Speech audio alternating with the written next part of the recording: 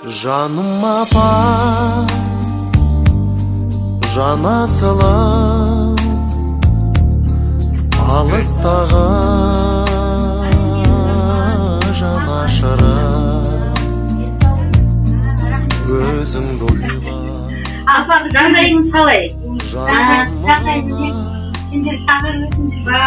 Сағынышты, сағынышты жаңа жырым, қандай жақсы үміттеген жаным апа, жолға қара үмітпенен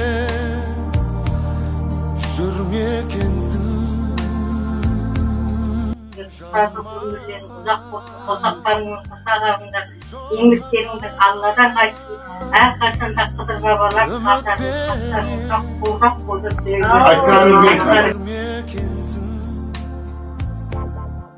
жаным